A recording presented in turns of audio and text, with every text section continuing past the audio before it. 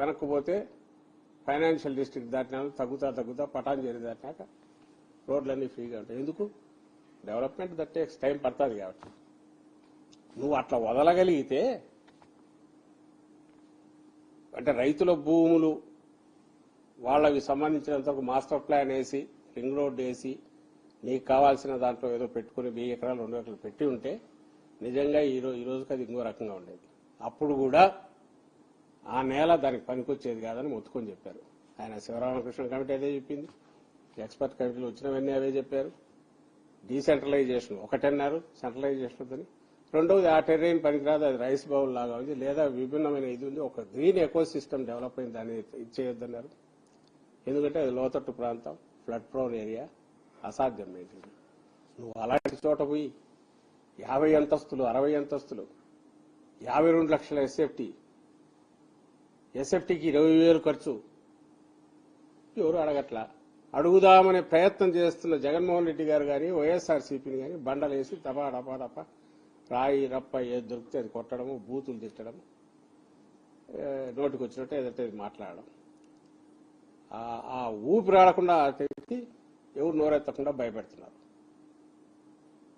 దానికి బద్దలు కొట్టాలా, ఒక స్పష్టత ఇవ్వాలా.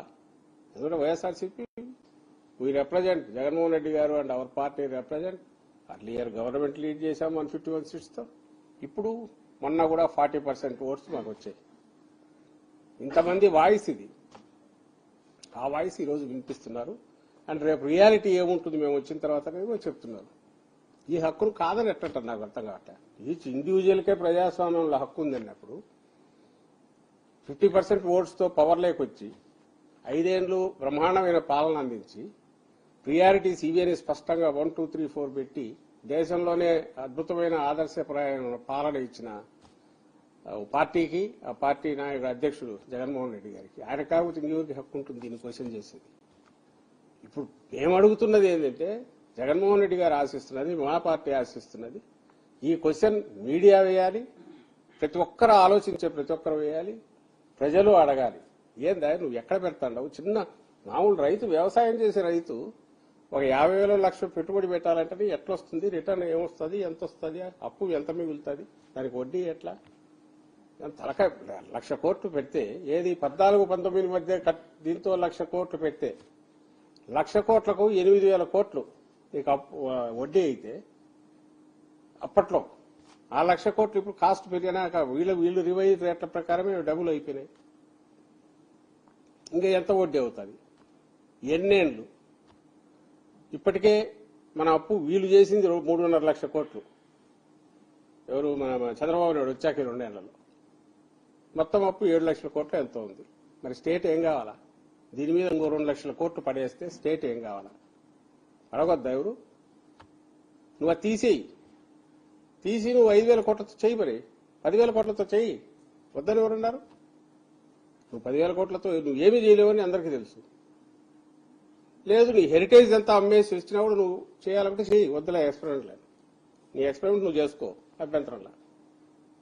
ప్రజల సొమ్ము, రాష్ట్ర సొమ్ము, రాష్ట్ర ప్రజలు కట్టే పన్నులు దేని మీద పడుతున్నావు అనేది కూడా ఏమాత్రం స్పృహ లేకుండా నీ బాధ్యతారాహిత్యంతో, చంద్రబాబు నాయుడు గారి బాధ్యతారాహిత్యంతో చేస్తున్న వీటన్నిటిని క్వశ్చన్ చేసిన వాళ్ళు ఏమో బాధ్యతారాహిత్యం అంట.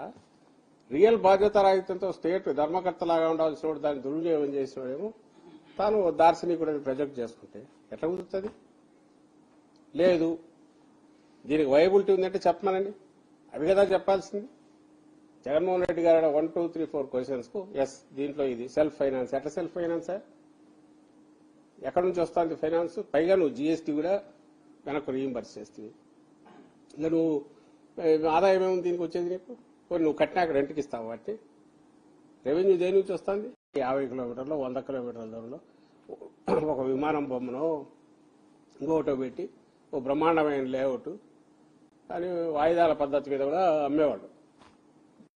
దానికి చాలా మంది కట్టేవాళ్ళు, మెల్లగా వచ్చే కంపెనీలే పుట్టి వచ్చేవి.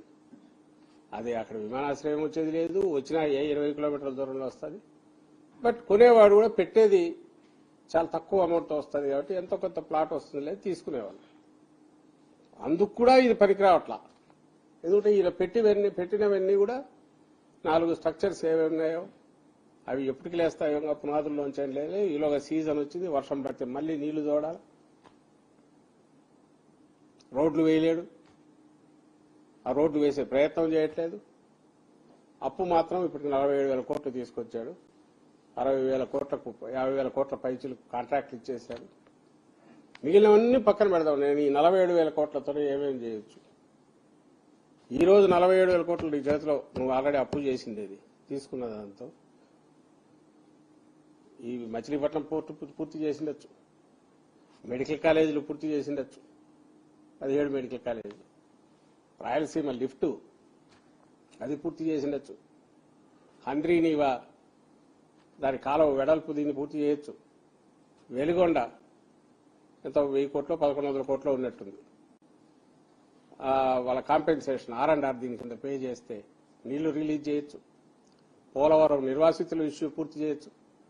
నేమ్ ఎనీథింగ్ కళ్ల ముందు కనపడేవి. ఆరోగ్యశ్రీ బకాయిలు 10,000 కోట్లు ఉన్నట్టున్నారు. ఫీజు రీయింబర్స్మెంట్ అదో 10,000 కోట్లు ఉన్నట్టుంది.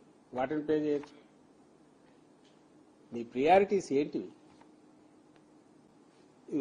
ఇది ఏదైతే దోచుకోవడానికి ఉపయోగపడుతుందో ఆ ప్రియారిటీ పెట్టుకున్నాడు. దాన్ని తెచ్చి క్వశ్చన్ చేసినందుకు మా మీద విరుచుకుపడతారు. దీన్ని క్వశ్చన్ చేయాల్సింది మేమొకరం సరిపోవట్లేదు. దీనికి ఓ బాధ్యత కలిగిన ప్రతిపక్షంగా ఒక 5 ఏళ్ల పాటు ప్రజలకు ఏం కావాలనో ఖచ్చితమైన ప్రాముఖ్యతలు ప్రియారిటీస్ సెలెక్ట్ చేసుకుని, జగన్మోహన్ రెడ్డి గారు చేసుకున్న ప్రియారిటీస్ ఏంటివి?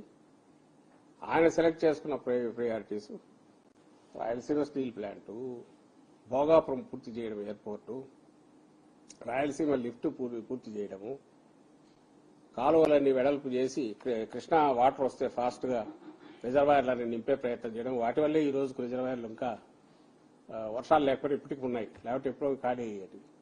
పోలవరం ప్రాజెక్టు పరిగెత్తించడము, 17 మెడికల్ కాలేజీలు, ఎడ్యుకేషన్ అంటే అవి నిజంగా పాఠశాలలు అంటే దేవాలయాల్లాగా ఉండాలా. అక్కడికి పోయే పిల్లలు కార్పొరేట్ స్కూళ్ళకు ధీటుగా వాళ్ళు చదువుకోవాలని చెప్పి అప్పట్లో 16,000 కోట్లు పెట్టి వాటి మొత్తం వాటి రూపాలే మార్చేయడం, హాస్పిటల్ అన్నింటి మీద 15,000 16,000 కోట్లు ఖర్చు పెట్టి అన్నింటినీ డెవలప్ చేయడం, అవి ఆయన ప్రియారిటీస్. 10 ఫిషింగ్ హార్బర్లు కట్టడం. ఏ ప్రియారిటీస్ కావాలి రాష్ట్రానికి? అగ్రికల్చర్ బేస్గా ఉన్న రాష్ట్రం ఇది కూడా వదిలేస్తా. ఎక్కడైనా ప్రపంచంలో గవర్నమెంట్ బిల్డింగులు 1,000 కోట్లు 1,00,000 కోట్లు పెట్టి గవర్నమెంట్ బిల్డింగ్లు కట్టినవి ఎక్కడన్నా ఉందా? నాకు తెలిసి మయన్మార్లో ఒక్క చోట మిలిటరీ డిక్టేటర్షిప్ ఉన్నప్పుడు అడిగేవాడు ఉండడు కదా, వాళ్ళు ఒకటి కట్టారు, నేపిటా అని ఒకటి క్యాపిటల్. విమానాలు రోడ్ల మీద దిగొచ్చు, కానీ మనుషులు ఎవరు ఉండరు దానిలో. మీరు కొట్టినా ఇప్పుడు కనపడుతుంది, గూగుల్లో కొడితే క్యాపిటల్ అని. డెడ్ సిటీ లాగా గోస్ట్ సిటీనే అంటారు దాన్ని. ఆఫీసులు ఉంటాయి కాబట్టి మండే కార్లన్నీ పొద్దున్నే అటుపోతాయి, ఫ్రైడే మళ్ళీ వేరే పక్క సిటీలకు వెళ్ళిపోతాయి.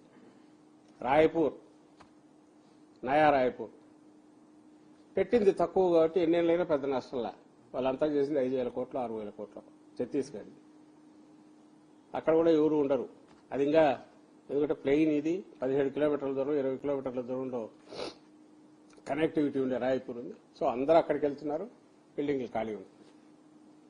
చండీగఢ్ న్యాచురల్ గా 2 స్టేట్స్ క్యాపిటల్ అయి ఇన్నేళ్లు పట్టింది దానికి ఓ డెవలప్మెంట్. 70, 80, 1980s వచ్చి ఎప్పుడో 50s నుంచి పడితే 80s, 90s కానీ కాలే. అంతేందుకు హైదరాబాద్ రింగ్ రోడ్డు ఈ రోజు కూడా ఔటర్ రింగ్ రోడ్డు ఎక్కడ ఎయిర్పోర్ట్ వరకు ట్రాఫిక్ ఫుల్ ఉంటుంది, చోక్ అవుతుంది. ఇన్నేళ్లు పట్టింది. ఎప్పుడు 2008 ఎయిర్పోర్ట్ వచ్చింది, అప్పుడే రింగ్ రోడ్డు కూడా